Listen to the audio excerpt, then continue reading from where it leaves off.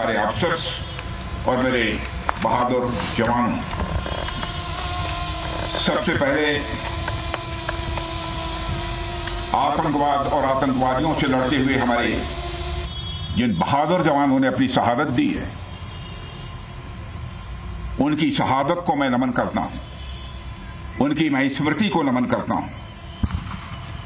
और साथ ही पहलगाम में जो निर्दोष नागरिक आतंकवादियों के द्वारा मारे गए हैं, उनकी भी स्मृति को मैं नमन करता हूं। मैं हमारे घायल सैनिकों के साहस को भी नमन करता हूं और ईश्वर से यह प्रार्थना करता हूं कि वह जल्द से जल्द स्वस्थ हो जाएं।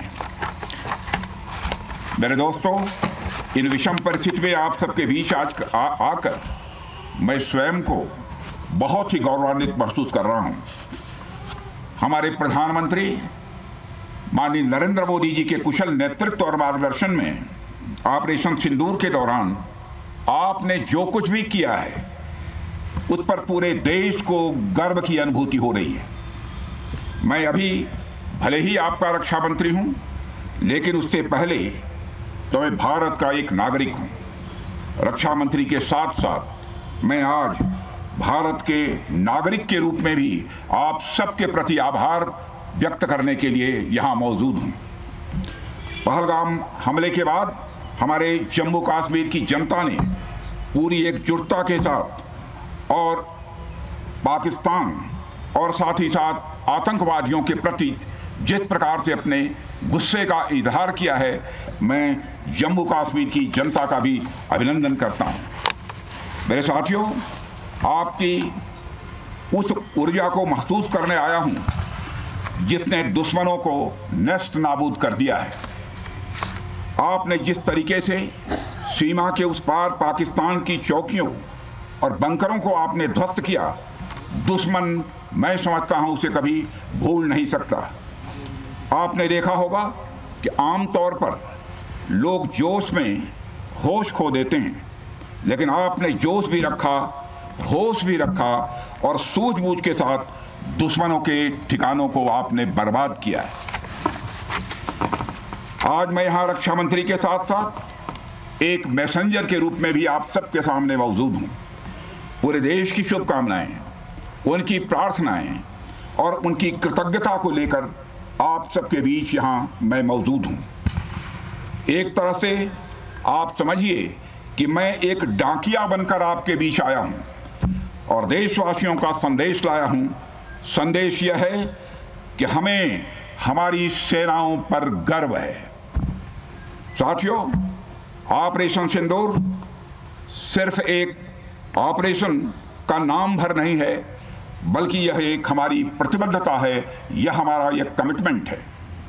एक ऐसी प्रतिबद्धता जिसमें भारत ने दिखा दिया कि हम सिर्फ डिफेंस नहीं करते हैं, जब वक्त आता है तो हम कठोर निर्णय भी लेते हैं और कठोर कार्रवाई भी करते हैं।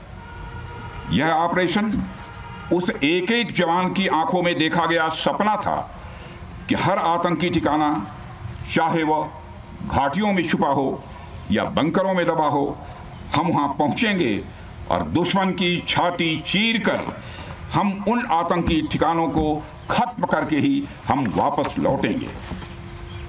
मेरे साथियों, ऑपरेशन सिंदूर आतंकवाद के खिलाफ भारत द्वारा चलाई गई अब तक के इतिहास की मैं मानता हूं यह सबसे बड़ी कार्रवाई है।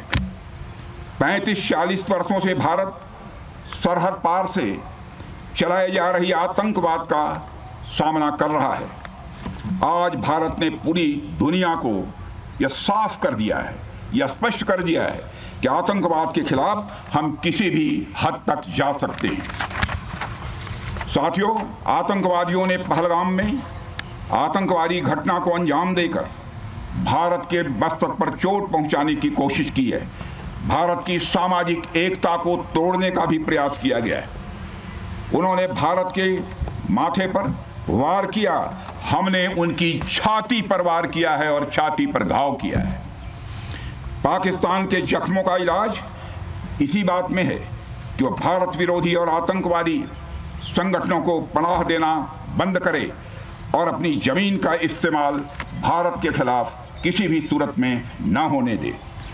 साथियों, आपको याद होगा कि लगभग 21 साल पहले स्वर्गीय अटल बिहारी वाजपेयी जी के सामने इसी पाकिस्तान ने इस्लामाबाद में डिक्लेरेशन किया था कि अब उनकी धरती से आतंकवाद एक्सपोर्ट नहीं किया जाएगा। मगर पाकिस्तान ने भारत को धोखा दिया है, पाकिस्तान ने भारत को छला है और आज भी वह धोखा दे रहा है। इसका खामियाजा अब उसको भारी कीमत करके भुगतना पड़ा है और यह कीमत, यदि आतंकवादी वारदातें चलती रही तो लगातार यह बढ़ने ही वाली है। हमारे प्रधानमंत्री श्री नरेंद्र मोदी जी ने दो टूक शब्दों में आतंकवाद के खिलाफ भारत की नीति को रीडिफाइन कर दिया है, इसे परिभाषित कर दिया है, जो यह कहती है कि हिंदुस्तान की सरजमी पर किया गया कोई भी आतंकी हमला एक एक्ट ऑफ वार माना जाएगा। दोनों देशों में जो अंडरस्टैंडिंग बनी है फिलहाल वह इसी बात को लेकर है कि सरहद पार से कोई बेजा हरकत अब नहीं की जाएगी। अगर की गई तो बात निकलेगी तो बहुत दूर तक जाएगी। साथ ही हमारे प्रधानमंत्री ने यह भी साफ कर दिया है, आतंक और बातचीत कदापि एक साथ नहीं चलेंगे और अगर बात होगी तो आतंकवाद पर होगी और पाक ऑक्युपाइड कश्मीर पर ही होगी। साथियों, ऑपरेशन सिंदूर की कामयाबी ने पाकिस्तान में छिपे आतंकी संगठनों और उनके आकाओं को भी यह साफ बता दिया है कि वे कहीं भी अपने आप को महफूज और सुरक्षित न समझें। अब वे हमारे बहादुर भारतीय सेनाओं के निशाने पर हैं। दुनिया जानती है हमारी सेनाओं का निशाना अचूक है और जब वो निशाना लगाते हैं तो गिनती करने का काम वह दुश्मनों पर छोड़ देते हैं। साथियों, आज आतंकवाद के खिलाफ भारत की प्रतिज्ञा कितनी कठोर है इसका पता इसी बात से चलता है कि हमने उनके न्यूक्लियर ब्लैकमेल की भी परवाह नहीं की है। पूरी दुनिया ने देखा है कि कैसे गैर जिम्मेदाराना तरीके से पाकिस्तान द्वारा भारत को अनेक बार एटमी धमकियां दी गई हैं। आज श्रीनगर की धरती से मैं पूरी दुनिया के सामने यह सवाल उठाना चाहता हूं कि क्या ऐसे गैर जिम्मेदार और रोग नेशन के हाथों में परमाणु हथियार सुरक्षित हैं? मैं दुनिया के सामने यह सवाल खड़ा करना चाहता हूं। मैं मानता हूं कि पाकिस्तान के एटमी हथियारों को IAEA international atomic energy agency की निगरानी में लिया जाना चाहिए। मैं ये कहना चाहूँगा और साफ तौर पर कहना चाहूँगा।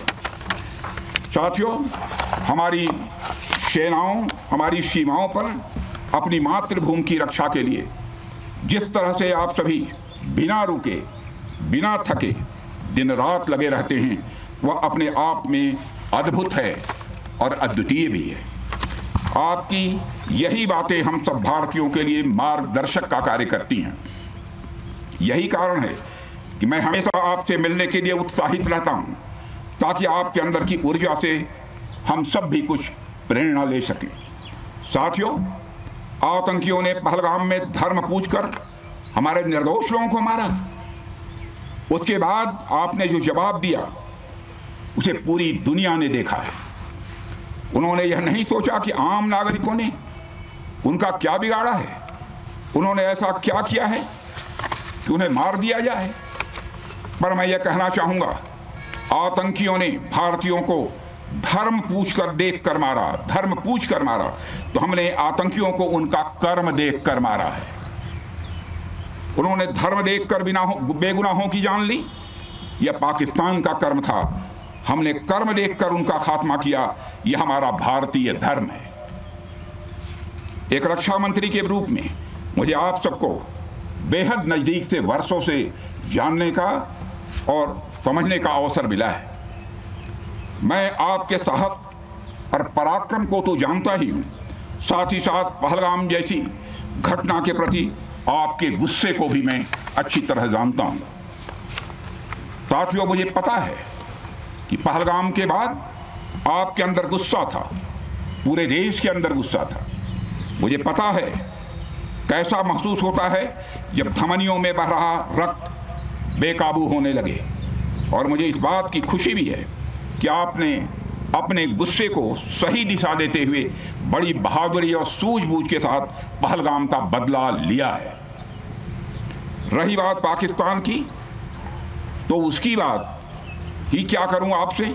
वह देश तो मांगते मांगते अपनी जहालत से एक ऐसी हालात में आ गया है कि उसके बारे में यह भी कहा जा सकता है कि पाकिस्तान जहां भी खड़ा होता है वहीं से मांगने वालों की लाइन प्रारंभ हो जाती है।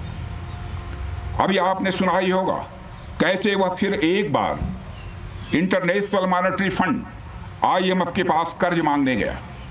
वहीं दूसरी तरफ हमारा देश है कि हम आज उन देशों की श्रेणी में आते हैं जो IMF को फंड देते हैं ताकि IMF गरीब देशों को कर्ज दे सके। ऐसी स्थिति में हमारा यह भारत है। रामचरितमानस में स्वामी तुलसीदास जी ने लिखा है, जहां सुमतितः संपत्ति नाना, जहां कुमतितः विपत्ति निदाना। यानी जहां सुमति होती है, अच्छी नीतियां होती हैं, वहां सुख और समृद्धि होती है, और जहां कुमति होती है, बुरी मति होती है, केवल दूसरों के हित की भावना होती है, वहां तरह तरह की विपत्तियां स्वाभाविक रूप से आती ही हैं। पाकिस्तान जिसका जीता जागता यह उदाहरण है। साथियों, भारत के बारे में पूरी दुनिया यह बात जानती है कि हमने हमेशा शांति को प्राथमिकता दी है। हम आमतौर पर युद्ध के समर्थक कभी नहीं रहे, लेकिन स्थितियां जब इतनी विकट हो जाएं, जब देश की संप्रभुता पर आक्रमण होने लगे, तो जवाब देना यह आवश्यक हो जाता है। राष्ट्रकवि रामधारी सिंह दिनकर जी की पंक्तियां आपके सामने रखना चाहूंगा। रुग्ण होना चाहता कोई नहीं, रुग्ण होना चाहता कोई नहीं, रोग लेकिन आ गया जब पास हो तिक्त औषधि, कड़वी औषधि। तिक्त औषधि के सिवा उपचार क्या, शमित होगा वह नहीं मिष्ठान्न से। यानी कोई बीमारी अगर लग जाए तो वह मिठाई से दूर नहीं होती है, उसके लिए कड़वी दवा ही काम करती है। इसलिए आतंकवाद जैसे रोग के लिए भी ऑपरेशन सिंदूर जैसी दवा की बड़ी जरूरत हो गई थी। साथियों, पूरे देश में हमारी सेनाओं को और हमारे सैनिकों को एक सम्मान की दृष्टि से देखा जाता है। एक सशक्त राष्ट्र वही होता है जो अपनी सेनाओं को सम्मान के साथ साथ आधुनिक हथियार और साजो सामान भी दे जिसकी उसे जरूरत है। मुझे गर्व है कि आज प्रधानमंत्री जी के नेतृत्व में सरकार हमारी सेनाओं के लिए यह सब सारा काम कर रही है। हमने यह सुनिश्चित किया है कि हमारी सेनाएं हर परिस्थिति के लिए तैयार रहें। और मैं यहाँ पर army chief general Upendra Dwivedi ji को भी बधाई देना चाहता हूँ, क्योंकि बार बार मेरी चर्चा होती रही है और बार बार मैं यह पूछता हूँ कि जो भी आवश्यकताएं हैं उन आवश्यकताओं को पूरा करने के लिए हम पूरी तरह से तैयार हैं। और इसलिए इसके लिए हम वर्ल्ड क्लास बेहतरीन गुणवत्ता वाले साजो सामान अपनी सेनाओं को देने की कोशिश कर रहे हैं।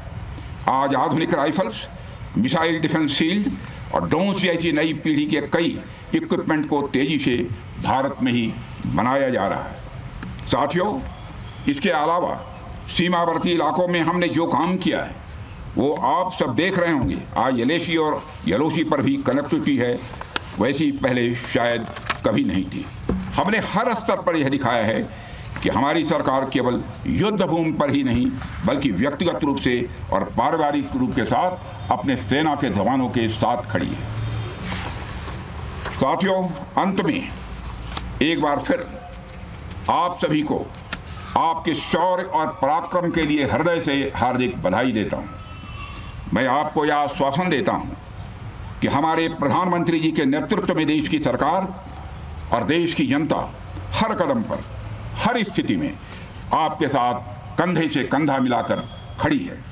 मुझे पूरा विश्वास है कि आपके सहयोग से हम इस पूरे क्षेत्र में आतंकवाद का समूल नाश करेंगे, ताकि कल को कोई भारत की संप्रभुता के खिलाफ आंख उठाने की हिमाकत न कर सके। इसी आशा और विश्वास के साथ आप सबके शौर्य और पराक्रम की सराहना करते हुए और आप सभी को अपनी हार्दिक शुभकामनाएं देते हुए अपना निवेदन समाप्त करता हूं। बोलिए जय हिंद, जय हिंद।